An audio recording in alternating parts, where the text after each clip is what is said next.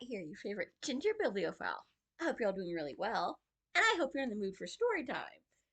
And if that's not your thing today, check the playlist link down below, and hopefully you will find some cute puppies or what you are in the mood for. And hopefully this is showing because, well, my camera decided to go back to there is no preview, even though I changed 0 settings.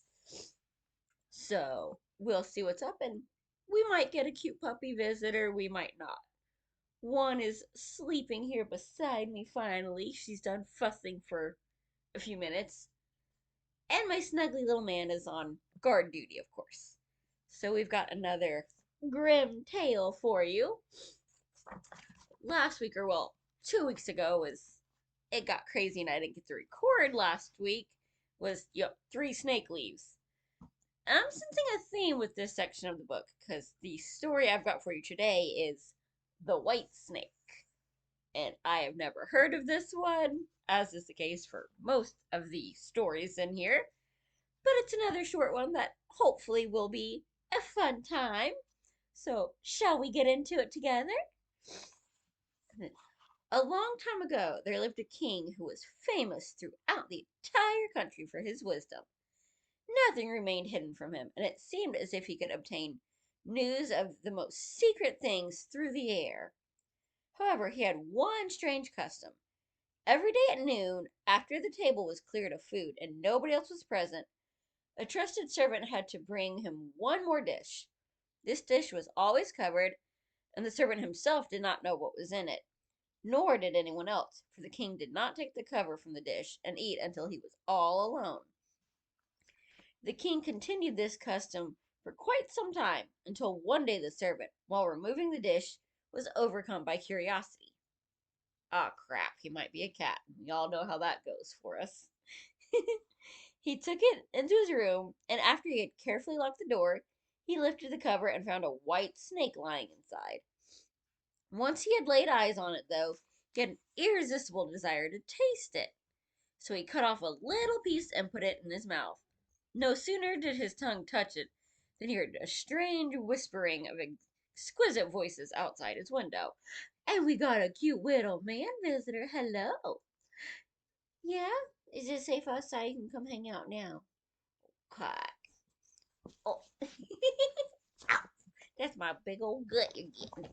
Okay. Well, thanks for the short visit. He went over to it to listen and noticed some sparrows talking to one another, telling what they had seen in the field and forest. Tasting the snake had given him the power to understand the language of animals. Well, now I'm just jealous, because who doesn't love to listen to animals? We could understand them so much better. Now, it so happened that on this very day, the queen lost her most beautiful ring, and the trusted servant was suspected of committing the theft because he had access to everything. The king summoned the servant and with harsh words threatened him, saying that if he was not able to name the guilty person by morning, he himself would be considered the thief and would be executed. It was to no avail that the servant protested his innocence, for he was given a curt dismissal. Don't mess with the servants. Have we not watched TV? You know what the servants and butlers always get up to. Distressed and afraid, he went down into the courtyard and tried to think of a way out of his predicament. Some ducks were peacefully sitting and resting by a running brook, preening themselves and chatting in a confidential tone. The servant stopped and listened to them as they told each other where they had been waddling about all morning and what good pickings they had found. But one of the ducks was irritable and said, "There's something heavy in my stomach. I was eating too fast and swallowed a ring that was lying under the king's pillow." Right away, the servant grabbed the duck by its neck and carried it to the kitchen and said to the cook, "This one is well fed. It's time you killed it." "All right," said the cook, weighing it in his hand. "It certainly hasn't been shy about stuffing itself. Besides, it's been waiting long enough for its roasting." So it cut off the duck's neck, and when it was being cleaned, the queen's ring was found in its stomach. Now the servant could easily prove his innocence, and since the king wanted to make amends for having wronged his servant, he granted him a favor and promised him whatever royal post of honor he desired. The servant declined all of this. His only request was for a horse and some travel money, for he had a desire to travel about for a while and see the world. Don't we all? But none of us can. When his wish had been granted, he set out on his way, and one day, as he was passing a pond, he noticed three fish trapped in the reeds and gasping for water. Though it is said that fish cannot talk, he heard them crying in distress and wailing that they had to die so miserably. Since he felt sorry for them, he got down from his horse and put the three trapped fish back into the water. They wiggled for joy, stuck their heads out of the water, and cried out to him, "We'll remember you for saving our lives, and one day we'll repay you." He rode on, and a while later it seemed to him that he heard a voice in the sand at his feet. He listened and heard an ant king complaining, "If only people with their clumsy beasts would keep away from us. That stupid horse is mercilessly trampling my people to death with its heavy hooves." The servant turned his horse onto a side path, and the ant king cried out to him, "We'll remember this, and one day we'll repay you." The servant's path led into a forest, and there he saw a father and mother raven standing near their nest and pushing their young ones out of the nest. "Get out! You're nothing but freeloaders," they were exclaiming. "We can't find enough food to feed you anymore. Now you're big enough to feed yourselves." The poor young birds lay on the ground, flapped their wings, and began to cry. "We're just helpless children. How are we supposed to feed ourselves when we can't even fly? All we can do is stay here and starve." Then the kind young man dismounted, killed his horse with his sword, and left it for the young ravens to feed on. Jeez, that was a bit much. He could have just given him some grain or something he probably had on him to snack on himself.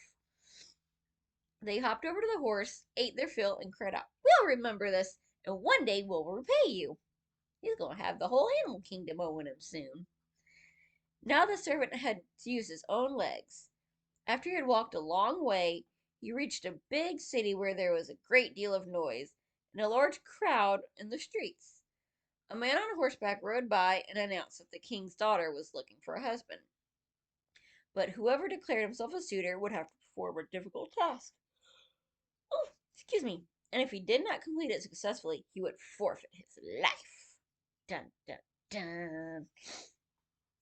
Many a young man saw the princess. Yeah, when the young man saw the princess, he was so dazzled by her great beauty that he forgot all about the danger and went before the king and declared himself a suitor.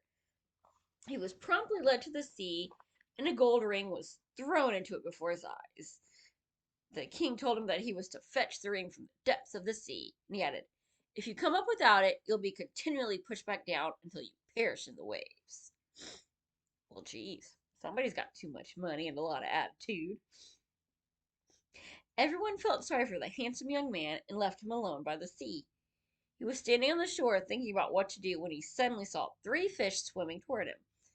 They were none other than the three fish whose lives he had saved.